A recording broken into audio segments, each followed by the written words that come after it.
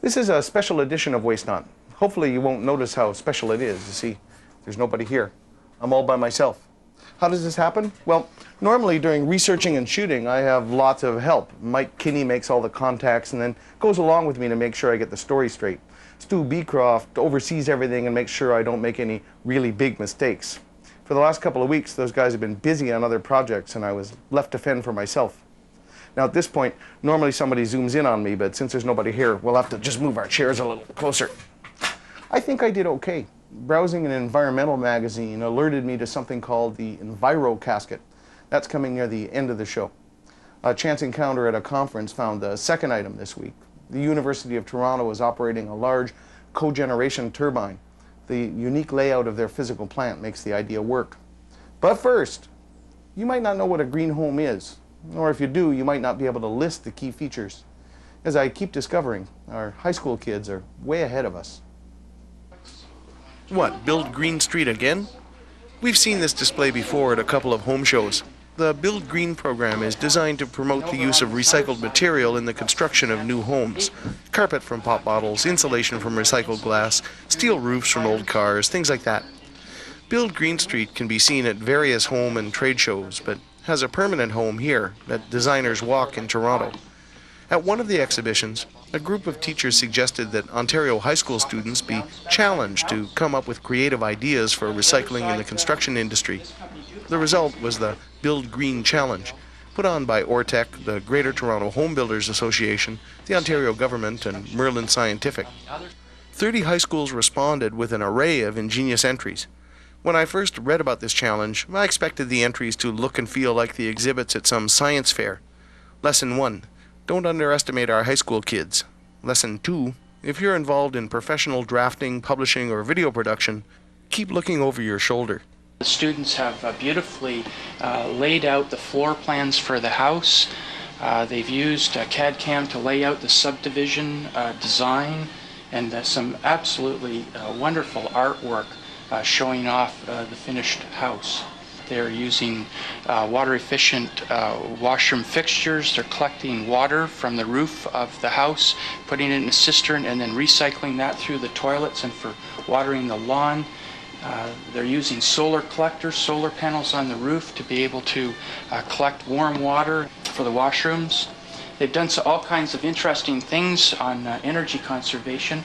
They've aligned their house, the lots, so that they can pick up sun in the winter. They've used trees to block the northern winds. They've selected deciduous trees that lose their leaves in the winter so that the winter sun can come in and warm and light the house.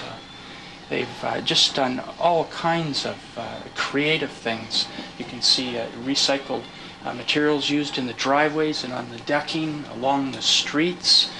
They've even put in a settling pond to catch runoff to filter out the impurities before the water is then returned into the sewers to keep our lakes and streams clean.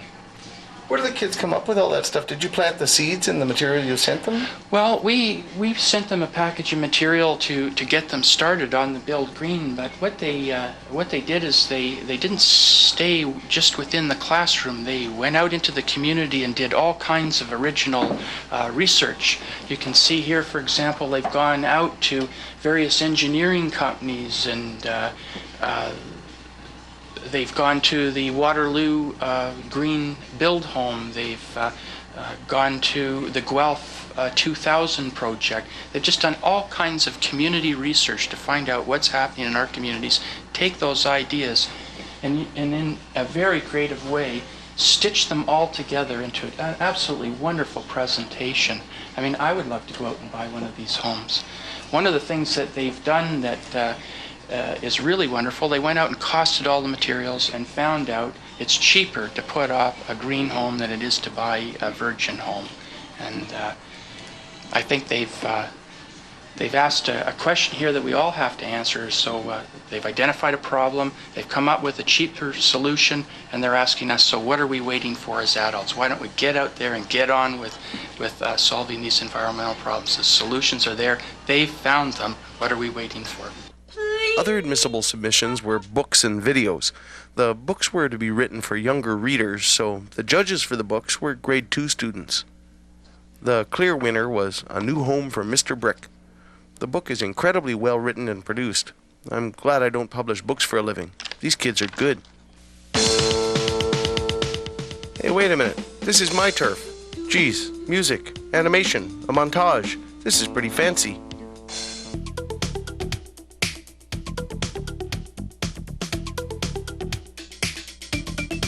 Good evening and welcome to Exposed. Tonight our focus is on recycling in the building industry. Hello, my name is Oliver Martin and I'm outside here for Exposed. Right now we're in front of the Reused Building Center, which is located on Birchmount Avenue. I did some consulting work in the area and found, in fact, that with renovation waste, there's a pretty large reusable potential to some of these items. Hey, that's Bob Sawatsky of the Reuse Center. We did that story. So much for our exclusive contract. The videos ran the gamut from informative to on-camera opinion and investigative reporting. In 5 years, these high school students will be coming out of university into the workplace. In about 10 years, they'll be designing and owning their own homes. They're going to make a heck of a difference. We're awful hard on our schools, but there really are some fabulous teachers, fabulous courses, and kids who are working hard in our schools. And I think myself, we sometimes don't give our kids and our teachers as much credit as we ought to. Thanks for joining us for this edition of Exposed. I'm Dennis Hoffman. See you tomorrow. Do that one more time.